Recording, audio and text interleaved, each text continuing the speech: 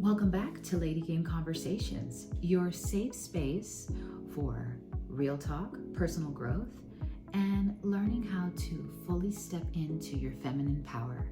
Here I discuss real topics, real stories, personal stories. I talk about lessons, I talk about my wins, all while embracing my femininity. And I try my best to do that with courage, with grace, and success. So let's get into it. So ladies, have you ever felt stuck? As if you tried your best to think about changing something or even embracing the word change or the ability to change, but you just can't, you're overwhelmed, it's almost debilitating? Well, I've been there. And did you know that most people who want to change or see the change as good, they even resist it even then? Well, I've been there and I want to help, okay? So today in this video, I want to offer, and really share some personal struggles that I've had. I have some common struggles that I want to share around change. But I also, most importantly, want to offer you some key strategies and some tips on how to conquer change and embrace change like a boss. Come on, let's go. So let's get into the problem, shall we? Why do so many of us fear change? We don't want to embrace it. We run from it. Why? Why do we struggle with it so much, right? So I have 4 common struggles that I want to share with you today. So let's start with number 1, fear of the unknown. Fear of the unknown sucks big time. And the reason why is because you don't have a clear plan ahead. Like you can't see what's in front of you. It's unknown. It's unfamiliar. It doesn't feel right. It feels uneasy because I need to be able to see what's going on, right? And we don't have any clear direction and you're just jumping and you don't know, like, do I have a parachute on? Like, am I jumping into a cliff? Am I gonna die? Like, what's going on, right? You don't know what's going to happen. And this could trigger you due to the fact that you might be starting a new job, a new relationship, leaving a toxic relationship or leaving a toxic environment may trigger this in you as well. Understand that this fear, it can be debilitating, but you can conquer this, right? It is a struggle, and I believe that we all struggle with it, but you can't let that fear take you down, right? You can't let the fear of the unknown take you down, but that is a common struggle. Common struggle number 2, overthinking and self-doubt. Overthinking and self-doubt, I swear, I have dealt with this a good portion of my life. And it's when you overanalyze everything. Ladies, we can overanalyze everything. I know as a mother, I definitely overanalyze every single thing because I know that I'm affecting my child or affecting my family in some way. But we tend to do it too much. It's okay to be analytical, but when you overanalyze, self-doubt starts to creep in. And I know that it's happened with all of us, right? Self-doubt creeps in and now you are doubting yourself and you're not trusting your decision-making process when that is essential in life. You have to trust yourself, especially with the decisions that you make for yourself and, if you become a mother or for others, right? So that's a common struggle that I've dealt with. And like I said, it is, as a mother, it is something that I consistently struggle with. Common struggle 3, people pleasing and guilt. But the people pleasing, I said this in my last video, or I discussed it in my last video, the power of no. People pleasing is something that I think most of us do unintentionally, of course, especially if you're working any type of job. I know especially within corporate, it's a big thing, people pleasing and ensuring that your boss is happy over your own well-being, or seeking approval from others over what you feel you should be doing, right? That's what people pleasing is. It's prioritizing someone else's desire, what they want, and their approval over your own, right? So say cutting my hair. I wanted to cut my hair and I wasn't sure how my husband or people were going to think about it. Like, oh God, she doesn't look good. Their hair's short, but I like my hair short. When I was single, I wore my hair short quite a bit.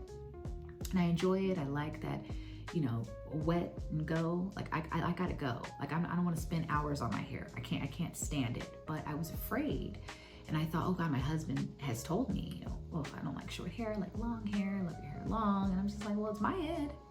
It's my hair. Like, I want to cut it, so I'm going to. And so I did. And he was fine. He was just fine. He loves me, whether my hair is short or long. But that's the thing. I'm seeking his approval versus doing what I want to do. Like even having that thought is horrendous, is wild. But it's a common struggle nonetheless. Common struggle 4. This one is a biggie. Emotional attachment to the past. And so all that means to me is being attached to something and allowing, or an emotion, attaching yourself to an emotion in the past. This obviously being negative because we're talking about change, right? If I'm emotionally attached to something positive, well, yeah, I'm probably going to change. But if that emotion is attached to something negative in my past, where it's impeding changing anything that I need to change, a necessary risk or change that I need to make in my present, or that could potentially impact my future because I didn't change now, well, now we have a problem. Huge problem, right? And so story time, this happened with me. When I got married the first time, it was horrendous. It was terrible. It was a horrible situation. My first marriage it just imploded.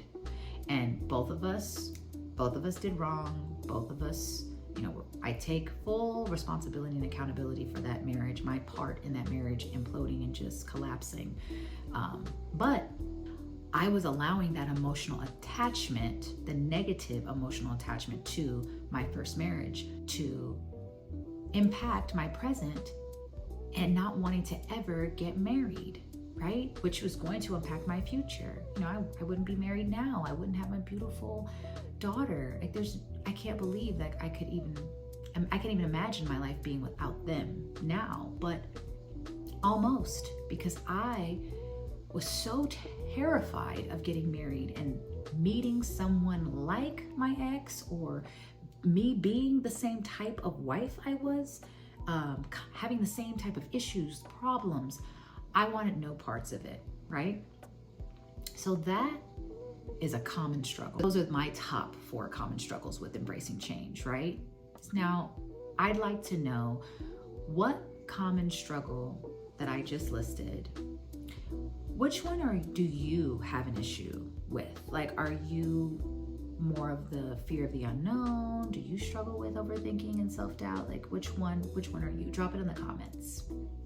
So let's get to the solution, shall we? Okay, because I'm all about problem solving. Like, I want to fix this issue, period, right? So I have 5 key strategies that I've used to conquer change, just to conquer that fear altogether, to embrace it better, right? So the first one, my first key strategy is reframing my fear, right? So reframing my fear means taking a negative thought and reframing it. Okay, let's pick a thought. Just random. I hope, or I think that this could go right instead of it going wrong. I think that leaving my job might be the best thing for me, and staying might make me feel worse than I already do, right? Like, reframe the thought altogether. Don't think about all the bad things that are going to come with your choice or your decision or your change. Because to be honest, consequences come for certain actions, and life isn't all rainbows and sunshine, right? You will encounter some bad, but you can't let that stop you altogether from making that necessary change, okay? So, reframe that fear. 2, taking small steps, right? Taking small steps. And I know that this kind of seems like, why taking small steps? Like, yes, because taking Small steps consistently equates to big change, huge change. I have seen some of the most amazing makeover stories in history, and they started small. They didn't just say, "Oh, I'm done with cakes. I'm done with cookies." I'm like, no. They started small. They started eating a little less each and every day, and they came up with, maybe a 10-minute a day workout plan. And maybe a year and a half later, because they were consistent and they didn't give up, lost tons of weight, hundreds of pounds. I mean, miraculous, right? So taking small steps is a great strategy and a great way to embrace change. Okay. Key strategy 3 is stop waiting for the perfect time. I can't tell you how many times I have told myself, okay, not today, tomorrow, no, today's not right. I don't know, I'm just not feeling it, like it's not the right time. Nope, don't start that business right away. Oh no, don't start it today. Let's do it tomorrow. Even just basic research, like maybe not even starting or leaving that job right away. You can plan. What stops you from planning, right? That's not hard. You might not be confident enough to take the leap, but you can plan. You can start to prioritize your time better to where you can make that leap or take that jump eventually, right? So telling yourself or procrastinating and saying, oh, I can do it tomorrow. No. The past is gone. The present is now. And no one knows if we're going to get to tomorrow. No one. So start today. Do it now. Key strategy 4 is setting boundaries and stop people pleasing. Just stop. Set the boundaries. You don't owe anyone any explanation for prioritizing you, right? You don't. You just don't. Because the truth is that you're not going to make everyone happy. It's just not going to happen. You're not. And you're going to disappoint a few folks, right? So, like in my Power of No video, set boundaries. If you don't go out on Sundays after 8 o'clock, you don't go out on Sundays after 8 o'clock. Don't compromise that for anyone. That's your day to take care of you. That's your face mask, your bubble bath, your watching Sex and the City in the bathtub, as I have done frequently on Sundays, or you just want that time for family and you don't compromise that for anyone. It doesn't matter any amount of guilt someone's willing to throw upon you or put upon you. Okay, well, you can try to make me feel guilty, but I'm still going to be here with my fam bam, and I will see you on Monday or Tuesday or next week. And if you make it an issue, I might not ever see you again. Okay? So prioritize you. That is not a crime. Always take care of you. Stop people pleasing. Don't worry about it. Set those boundaries. Okay? So key strategy number 5. Surround yourself with the right people. I can't emphasize this enough, right? Surrounding yourself with the right people is should have been number 1, to be honest, but it's probably the most important thing that you can do with your life, right? Because if you want to grow, your environment has to support your growth, right? You want to be around people who aren't just yesing you all day, but do support you taking risks. And you see them taking risks. They're not just telling you, jump off, just go do this, but they're not doing anything. They're playing it safe. Like, why would you want them around anyway? You want to be around people who are smarter than you, who are go-getters, who are going to teach you something. This is why so many people talk about mentorship, right? It is so important. Like, I, of course, want to be a mentor to a target audience of between 18 and 35. I'm 42. I've been there and done that. I have a plethora of nuggets of wisdom to share, things that I've gone through, mistakes that I've made, right? But I don't know everything. So, of course, I listen to people who are smarter than me all the time. All the time. I read tons of books, self-help, even though I am helping others or attempting to help others, whoever I do, Thank God. I'm so happy to be here to help. But I also still struggle with those common struggles that I listed earlier. So I am always trying to grow. I'm always seeking to gain as much personal growth as possible on an everyday basis, right? I'm always trying to learn. I always want to do better than I did yesterday. It's actually, I stole that from my husband. That's his motto, but it's a great motto. I always strive to be better than I was yesterday.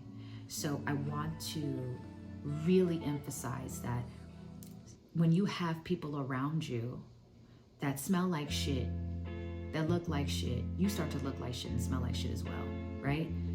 It's just the truth, right? So if you don't want to smell like shit, don't be around it. Don't be around people who aren't going to help you grow. And don't be around people that you're not going to help them grow as well. This needs to be reciprocated, right? You need to be the best version of yourself, and you want to surround yourself with people with the same mindset. Okay, so let me know, which one of these strategies have you used, right? And let me know in the comments, what are you working on right now to make yourself better? Like, how are you working on change, right? How are you embracing change? Are you working on it, right? Do you need to watch this video one more time so you can be better at embracing change? Well, you just go on and do it, okay? So if you like this content, hit that subscribe button and make sure to tune in. I am definitely going to be here to share as much of my nuggets of wisdom as possible.